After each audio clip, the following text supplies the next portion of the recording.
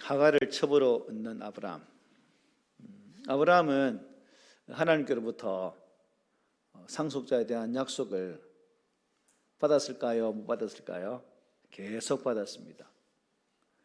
그런데 오늘부터 이어지는 16장을 보면 16장에도 마찬가지겠지만 아브라함은 하나님의 약속의 말씀에 대한 그러한 말씀을 직접 듣기도 했지만 여전히 자신의 형편을 돌아보노라면 하나님의 약속이 전혀 이루어지지 않음을 통해서 어떤 생각을 가질까요? 계속 불안해했다는 것, 염려했다는 겁니다. 그런 것이 결국 하나님의 방법이 아닌, 하나님의 약속의 방법이 아닌 인간적인 방법을 동원해서 상속자를 만들려고 했던 그러한 내용이 오늘 본문에 우리에게 잘 소개해주고 있습니다. 이것을 보면 아브라함이 믿음의 조상이지만 참 연약한 인간이구나, 그야말로 불완전한 존재인 것이 우리 인간이구나라는 사실을 깨닫게 됩니다.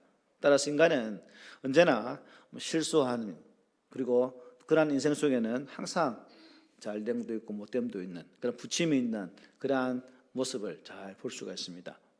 16장의 두 문단은 아브라함 당대뿐 아니라 그의 후손들의 전 역사를 두고 심각한 갈등과 또한 장애를 야기하는, 지금도 마찬가지죠. 그러한 참 후대에 만대에 고통을 주는 그러한 선택이었다는 것을 우리 역사를 통해서 분명히 목도하고 있고, 지금도 피비린 나는 싸움을 하고 있는 모습을 보면 참 인간의 죄됨이 얼마나 참 후대에 큰 고통을 가져다 주는지를 잘 볼 수가 있습니다. 아담과 사례, 여러분 저도 마찬가지겠지만 하나님의 약속의 말씀을 우리 또한 받고 있고, 성경을 통해서 우리는 그 하나님께서 어떤 분인지를 이미 잘 알고 있고, 또 배워서도 하나님은 어떤 분이시다라는 내용을 잘 알고 있습니다. 그런데 아브라함의 모습이나 사례의 모습이 결코 너의 나라에 또한 성경 속에만 등장하는 그러한 모습이 아니라 바로 나의 모습을 아주 적나라하게 잘 보여주는 그러한 반면 교사이기도 하다라고 말씀을 드리고 싶습니다. 아브라함 사례는 하나님이 분명히 약속하신 후손의 출산을 사람의 판단으로, 그리고 당대의 관습과 그러한 풍습에 따라서 후처를 첩을 맞이하는 방법으로 해결하고자 합니다. 비록 이것이 하나님에 대한 근본적인 그런 불신은 아니겠지만 하나님에 대한 전적인 신뢰도 아니다라고 볼 수 있겠죠. 또한 기다림에 지친 이 아브라함의 고뇌 충분히 이해가죠, 여러분. 참 1년도 아니고 쭉 오랜 세월을 거쳤는데 약속했던 그 후손이, 상속자가 없을 때 그의 마음이 어땠을까? 아마 조급하기도 했겠죠. 그래서 결국 그 조급함이 축첩이라는 인간적인 방법을 동원하게 되어진다는 사실을 보게 됩니다. 그래서 이것을 이제 다른 말로 표현하면 인간적인 교만함이 발동되어서 하나님의 뜻보다 사람의 뜻으로 해결하고자 하는 그 모습을 볼 수 있는 거죠. 그래서 16장에서 이 아브라함과 사례의 실수는 그들이 하나님을 얼마나 신뢰하고 있는지, 또 하나님의 약속의 말씀을 얼마나 붙들고 있는지 그것을 보기보다는 이 하나님 언약의 본질을 분명하게 자기 것으로 깨닫지 못했다라고도 보는 것이 더 좋을 것 같습니다. 저도 그렇고 여러분도 그렇고 우리가 신앙생활하면서 참 실패하는 게 이거거든요. 만약 여러분 개인이, 나 개인이 하나님의 말씀에 대한 뚜렷한 깨달음과 이해함이 있다면 우리는 실수하지 않을 거예요, 아마. 그런데 우리가 자주 넘어지고 자빠지는 이유가 무엇인가? 하나님에 대한 분명한 깨달음이 없기 때문에 그렇다는 거죠. 아브라함도 그렇고 사례도 바로 그러한 것을 우리에게 잘 보여주고 있습니다. 우리가 앞달리게 보았던 것처럼 하나님은 무슨 언약으로 그에게 확신을 심어주었습니까? 횃불 언약으로. 뒷눈으로 완전히 보여지는 그러한 것으로 보여주었을 죽음에도 불구하고 신뢰하지 못하는 그의 모습을 보게 되죠. 그래서 본문은 오늘 이렇게 시작합니다. 1절 앞으로 보면 아브라함의 아내 사레는 출산하지 못하였다 말씀하죠. 히브리인들에게 여러분 아들은 저번에 말씀드린 것처럼 능력입니다. 미래였고 바로 멸류관이었습니다. 자랑거리이기도 하죠. 아들을 낳지 못하는 것은 그 당시 풍속의 그 당시의 흐름상 무엇으로 보았습니까? 하나님의 저주로 보았습니다. 그러니까 당시 사회에 뿌리 깊게 자리 잡고 있었던 그런 관념이 그들의 생각 속에도 있었겠죠. 우리가 하나님 저주를 받는 것일까? 설령 그 두 사람이 그런 관념에 매이지 않을지라도 주변의 사람들이 그 두 사람을 바라보는 시각이 어땠을까?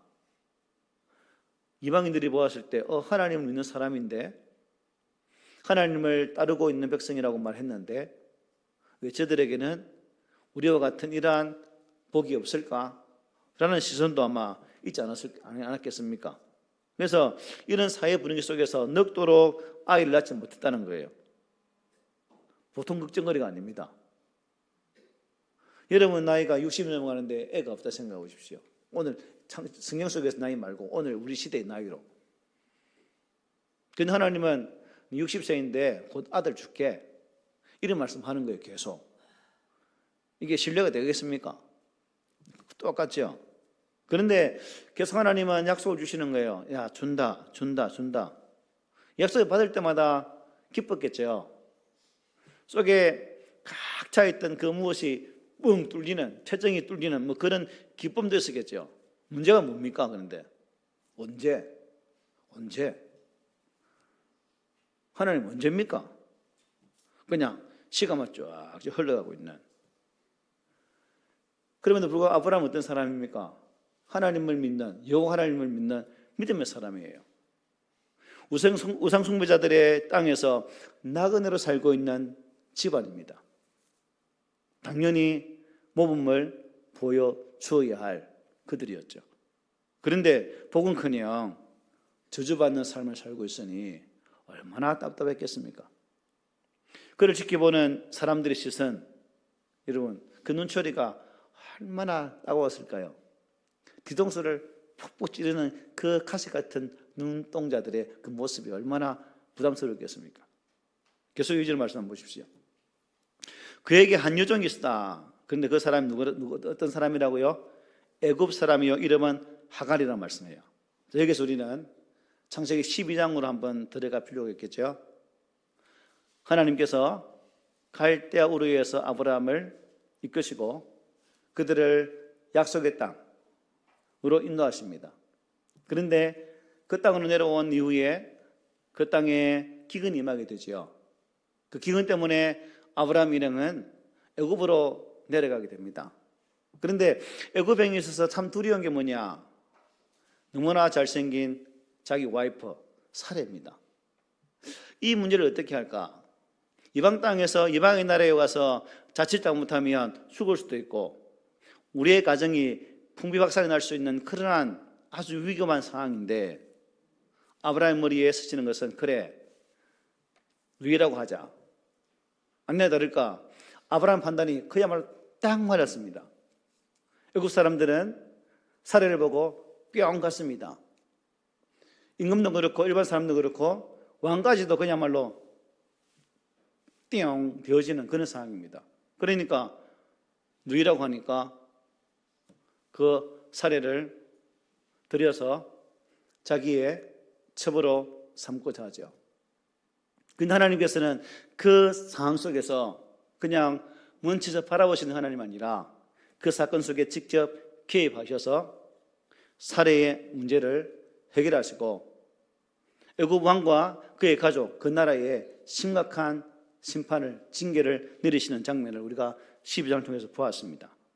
그런데 우리가 보는 것처럼 12장에는 이 애굽 왕이 어떤 어려움을 당했는지 어떤 시험을 받았는지를 알지는 못해요.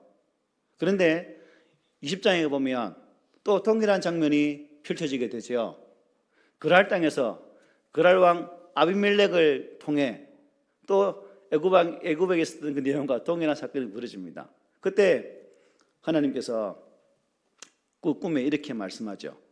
내가 온전한 마음으로 이렇게 한 줄을 나도 알았으므로 너를 막아 내게 범죄하지 아니하게 하였나니 여인에게 가까이 하지 못하게 함이 이 때문이니라. 이제 그 사람의 아내를 돌려보내라. 그는 선지자라. 그가 너를 위하여 기도하리니 네가 살려니와 네가 돌려보내지 아니하면 너와 네게 속한 자가 다 반드시 죽을 줄 알지니라 하고 경고를 주셨어요.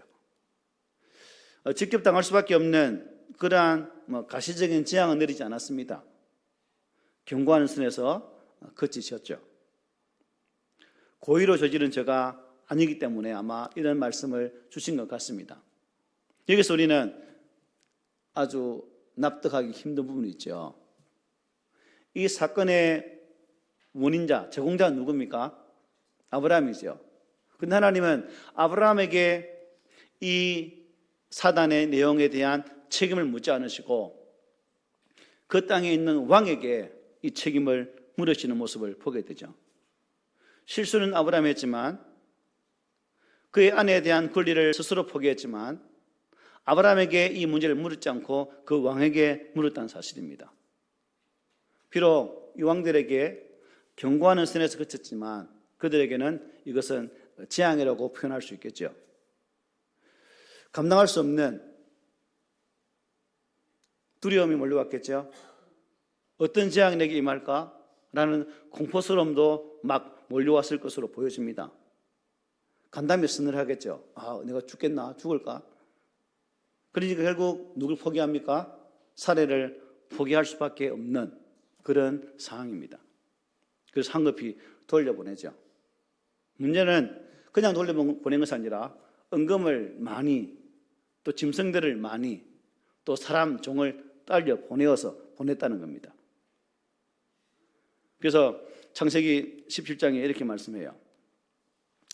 내 아내의 사례는 이름을 사례라 하지 말고 사라라 하라.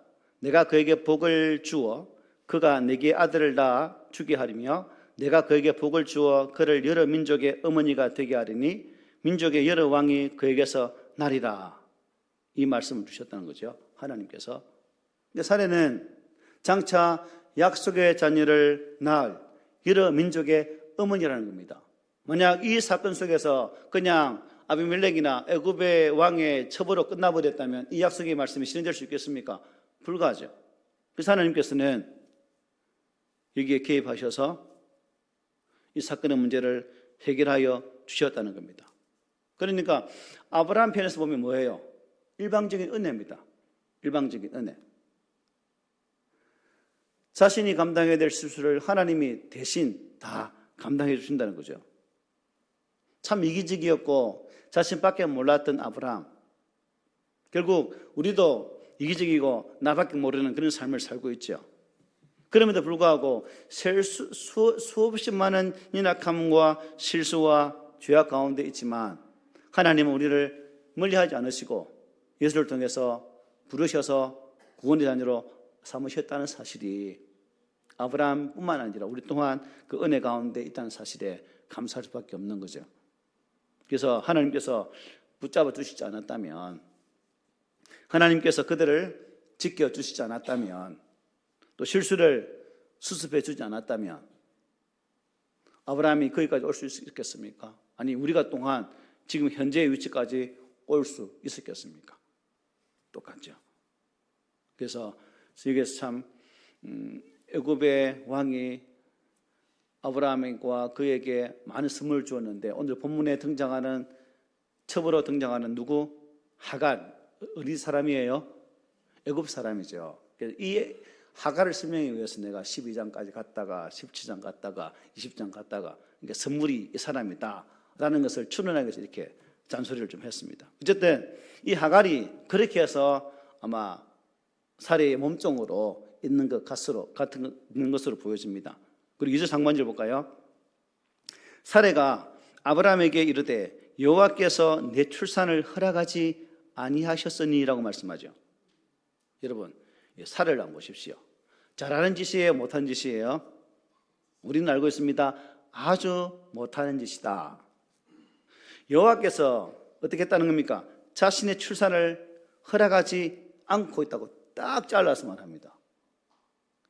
이 여인 무서운 여인 아닙니까? 하나님 약속을 받은 여인 아닙니까? 그럼에도 불구하고 딱 잘라. 하나님 내 출산 허락하지 않아. 아주 단언하죠. 여러분, 하나님은 우리 인간의 잉태를 주관하시는 분이십니다. 그죠? 믿으시죠? 그래서 오늘 아침에도 얘기했지만 우리가 교대문에도 읽었지만 시편 127편 3절에 보면 이렇게 말씀하죠. 보라, 자식들은 여호와의 기업이요 태의 열매는 그의 상급이로다. 이사야 66장도 마찬가지입니다. 여호와께서 이르시되 내가 아이를 갖도록 하였은즉 해산하게 하지 아니하겠느냐? 네 하나님이 이르시되 나는 해산하게 하는 이인즉 어찌 태를 닫겠느냐 하시니라. 창세기 29장 또 이렇게 말합니다. 여호와께서 레아가 사랑받지 못함을 보시고 그의 태를 여기셨으나 라헬은 자녀가 없었더라. 이러한 증거를 통해서 보면 하나님께서는 레아의 태를 열어주시기도 하죠. 반면 라헬의 태는 닫아놓으셨습니다. 사례의 태도 하나님 누가 닫아놓은 거예요? 하나님이 닫아놓으신 거죠. 그런데 하나님은 반드시 열어주시겠다고 약속의 말씀을 주셨어요. 그래서 민수기 23장 이렇게 말합니다. 우리 함께 읽어봅시다. 시작. 하나님은 사람이 아니시니 거짓말을 하지 않으시고 인생이 아니시니 후회가 없으시도다. 어찌 그 말씀하신 바를 행하지 않으시며 하신 말씀을 실행하지 않으시랴. 아멘. 이 말씀의 증거대로 약속을 하나님은 반드시 지키시는 분이십니다. 그럼에도 불구하고 사례는 여호와의 약속을 신뢰하지를 않았어요. 약속을 완벽하게 성취하시는 여호와의 때를 기다리지 못했고 절대로 마음을 바꾸지 않으시는 여호와를 의지하지 못했습니다. 스스로 아주 성급한 판단을 내렸고 섣부른 일을 감행하게 되었습니다. 결국 인류 역사 속에 큰 비극을 부르고 말았고 또 약한 영향력은 오늘까지 이어지고 있다는 사실이 참 우리의 마음을 무겁게 하죠. 2절 중반 보십시오. 이게 참 문제입니다. 창세기 하와 아담도 마찬가지겠지만 우리 함께 읽어봅시다. 시작. 원하건대 내 여종에게 들어가라. 내가 혹 그로 말미암아 자녀를 얻을까 하노라며. 원하건대 할 수 있으면 좋고 그런 정도가 아니죠. 반드시 자신이 원하는 대로 해야만 한다라는 강력한 의지가 담겨 있습니다. 내 뜻대로, 즉 사라의 강력한 의지가 이 원하건대라는 말 속에 포함되어 있다는 거죠. 이 유아를 막론하고 무조건 뭐예요? 이루어져야 된다는 겁니다. 스스로 하나님의 자리에 앉아서 원하는 일을 이루고야 말겠다라는 교만이 또 이 말씀 속에 포함되어 있습니다. 우리 인류를 영원한 죽음과 영원한 저주와 사망 가운데 던져졌던 초대 인류의 죄가 또 이들을 통해서 잘 나타나고 있다는 거죠. 얻을까 하노라. 이걸 직행하면 세울 수 있을 것이다 하는 말씀입니다. 하갈을 통해서 자신을 중심으로 뭐예요? 새로운 가정을 세울 수 있을 것이다라고 누가 생각한 거예요? 사례가 생각을 하게 되었다는 것입니다. 하갈을 무슨 수단으로? 자녀를 생산하는 수단 가운데 하나로 대하는 사례의 모습을 보게 됩니다. 당시에 종은 주인의 재산이니까 죽여도 되는 그런 상황이니까 그렇게 판단할 수 있겠지만 그래도 사례 같은 경우는 여러 민족의 어머니가 될 사람이고 참 새로운 민족의 어머니가 될 그런 사람인데 하나님 약속을 받은 참 근본자인데도 불구하고 이런 생각을 가지고 있습니다. 하갈의 생명도 누구에게로 온 거예요? 하나님께로부터 온 거죠. 그런데 이 사례는 이런 말을 하고 있습니다. 이게 사도 바울이 했던 말이 생각나죠. 우리 함께 읽어봅시다. 시작. 상전들아 너희도 그들에게 이와 같이 하고 위협을 거치라. 이는 그들과 너희의 상전이 하늘에 계시고 그에게는 사람을 묘모로 취하는 일이 없는 줄 너희가 알미라. 아멘. 바울이 이렇게 말했던 이유는 같다는 거죠. 동등하다는 겁니다. 서로 상하가 없다는 거죠. 아무튼 사례는 이 자신의 문제를 해결하기 위해서 자신의 수치를 지우기 위해서 남편에게 종 하갈과 동침하세요 라고 말을 합니다. 아내가 자신의 여종을 남편에게 주어서 상속자를 만들려고 작업을 하고 있는 중입니다. 그 당시의 풍습은 어떻게 이렇게 가능하죠, 그죠? 당연히 똑같이 할 수 있습니다.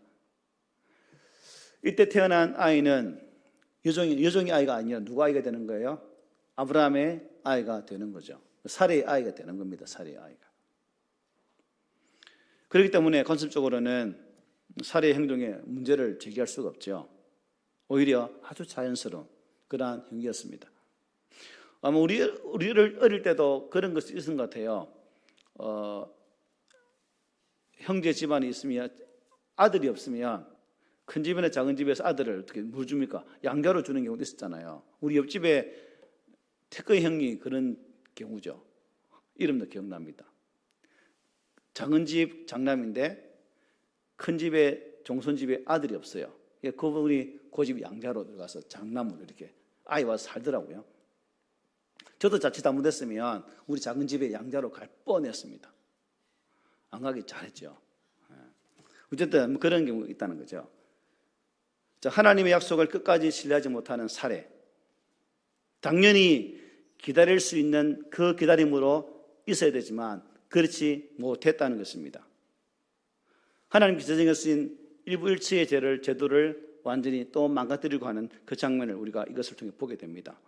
여러분, 아무리 좋은 목적이라 할지라도 이 수단과 방법만큼은 가려서 해야 된다는 것이 이 땅의 또 섭리 아닙니까? 이 세상적인 관점 아닙니까? 그럼 그것도 무시하고 있는 그런 모습을 보게 있는 거죠. 하반절에 뭐란 말합니까? 자, 남자는 여자 말을 잘 들어야 되죠. 잘 듣고 있습니다. 아브라함이 사라의 말을 들으니라. 잘하는 걸까요? 못하는 걸까요? 남자는 아내의 말을 잘 들어야 된다. 아브라함은 이때는 참 잘 듣는 것 같아요. 여기 듣다는 말 동의한다, 또 만족한다 는 뜻이 담겨 있습니다. 아브라함은 사례가 제시하는 요구에 따라 그 방법이 좋은 줄 알고 그에 동의해서 그에 따라서 순종하게 됩니다. 물론 하나님 뜻과는 어떤 거예요? 정반대입니다. 참 믿음의 사람이기 때문에 여러분, 이 상황이라면 여러분 같으면 어떻게 했겠어요? 아내가 아브라함에게 내 상태로는 후사를 기대하기 힘드니까 아브라함, 이 하갈을 통해서 한번 하나님 뜻을 한번 우리 이루어 봅시다. 그렇게 해볼래요? 라고 물었다 생각하면, 자, 우리 같으면 어떻게 대답해야 되겠습니까? 여러분 같으면 어떻게 대답했겠어요? 장땡, 아이고 마 좋다 이랬을까요? 자, 우리가 이제 왜 이 질문을 하냐면, 우리는 믿음의 사람이기 때문에 이 상황 속 아브라함은 무엇을 해야 될까요? 하나님께 한 번쯤은 물어보는 게 순서입니다. 하나님, 사례가 이 말 하는데 어찌할까요? 라는 것이 아브라함이 가져야 할 결정의 수순이라는 겁니다. 그런데 어떻게 해요? 반론 제기 한 번 안 합니다. 하나님의 약속에는 전혀 관심이 없습니다. 분명히 내 씨로 말미암아 후대를 허락한다고 말씀했는데 거기에 대한 전혀 관심이 없습니다. 오직 무엇에만요? 아들을 낳아야 된다는, 아들을 생산하고야 말겠다는 그 일념에만 몰입되어 있는 것들을 볼 수 있습니다. 지극히 인간적이고 어리석은 좌안깨라고 볼 수 있습니다. 여호와의 뜻을 스스로 이루겠다는 교만이죠. 처음 사람 아담이 했던 것 똑같습니다. 아까 말씀드린 것처럼. 그래서 여호와의 뜻은 어디까지나 누구의 방법으로요? 하나님의 방법으로 이루어져야 됩니다. 하나님의 약속은 하나님의 방법으로 이루어지는 것이지 인간적인 어떠한 계획과 인간적인 수단으로 이루어지는 것이 아니라는 거예요. 그런데 아브라함과 사례는 하나님의 뜻과 방법은 뒤로 제껴두고 자신들이 계획하고 소망했던 방법으로 그것을 이루고자 하고 있다는 것입니다. 말하기는 우리 교회 성도들은 어떠한 형편이 있을지라도 아브라함과 사례가 보여주는 이 모습이 아닌 하나님의 뜻과 그 하나님의 방법대로 하나님의 시간에 맞추어서 우리의 신앙을 판단하고 결정하는 그 믿음이 우리 가운데 있기를 소망합니다. 3절에 보면 어떻게 말합니까? 아브라함의 아내 사레가 그 여종 애굽 사람 하갈을 데려다가 그 남편 아브라함에게 첩으로 준 때는 아브라함이 가나안 땅에 거주한 지 10년 후였더라. 자, 10년 후. 아브라함이 가나안 땅에 몇 살 들어온 거죠? 75세에 들어왔죠. 그러니까 이제 나이가 얼마요? 85세가 되었다.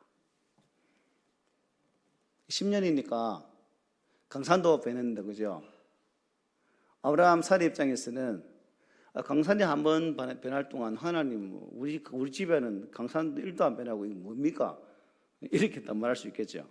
그런데 85세 때도 없었는데 이제 또 몇 년 후에 줍니까? 하나님은 또 15년 후에 100세 때 비로소 이 약속을 이루게 되는 거죠.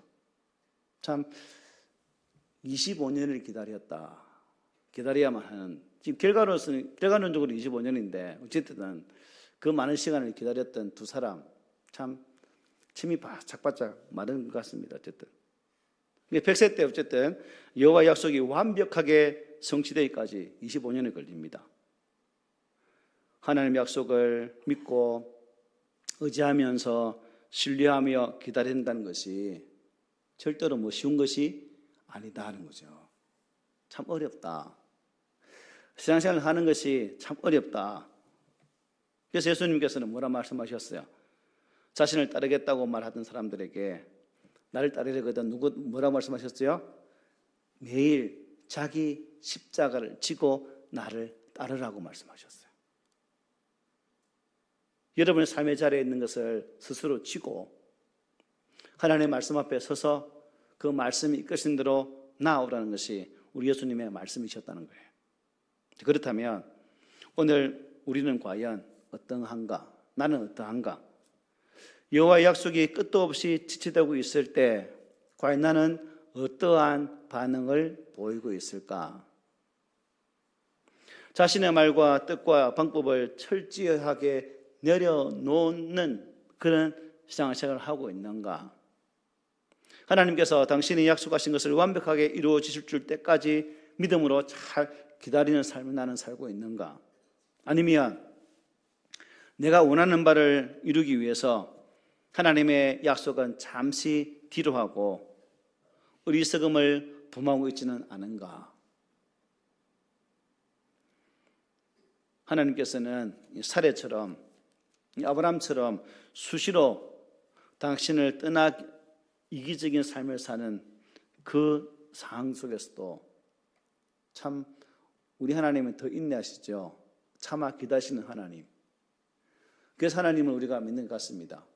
우리가 실수해도 여러분 하나님의 거룩한 뜻을 온전히 신뢰하지 못하고 나간다 할지라도 하나님은 지금도 나를 참아 기다리고 계신 이 사실 앞에 감사할 뿐입니다. 그래서 우리는 한결같이 참 성실하게 쉬지 않고 일하시는 하나님을 어떤 모습을 보여야 될까요? 시인의 고백이 우리의 고백이 되어야 되겠죠. 함께 읽어보겠습니다. 시작.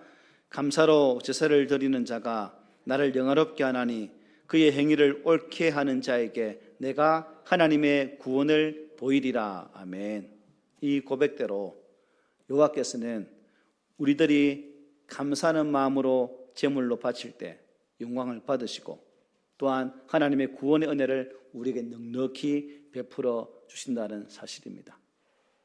여러분, 아브라함이 보여주는 또 사례가 보여주는 이 연약한 모습이 성경책에 기록되어진 하나의 사건이 아니라 바로 나의 모습을 보여주고 있는 사건입니다. 아브라함은 사례가 됐던 것처럼 나 또한 하나님의 약속을 인내하며 기다리지 못하고 있다는 사실. 하나님의 뜻을 앞세우기보다는 내 계획과 내 뜻과 내 목적을 이루기 위해서 가장 인간적인 방법을 동원해서 해결하려고 하는 나의 모습이 바로 이들의 모습이다 하는 것입니다. 그러므로 우리는 나의 모습을 이제 발견했으니까 나의 모습을 어떻게 해야 될까요? 그대로 유지해야 될까요? 어떻게 해야 될까요? 회개하면서 하나님, 약속의 말씀을 붙드는 자, 하나님께 약속하신 것이 비록 드디 이루어졌지만 아브라함은 약속의 아들을 그의 품에 안게 되었던 것처럼 저희들 또한 그 인내의 시간은 알지 못하겠지만 하나님의 때를 잠잠히 기다릴 수 있는 그러한 믿음이 나에게 있기를 원합니다 라고 기도하셔야 되지 않겠습니까? 무엇보다도 오늘 이 자리에 내가 있기까지 한순간도 쉬지 않고 일하셨던 그 하나님이 내 아버지가 되신다는 그 사실이 감사가 되지 않습니까? 이 사실 앞에 우리가 감사하면서 한 주간도 승리하는, 또 그 하나님을 감사하고 그 하나님 대하여 찬송할 수 있는 그런 아름다운 믿음의 삶을 당당하게 살아내는 그런 신실한 우리 성도들이 됩시다. 아멘.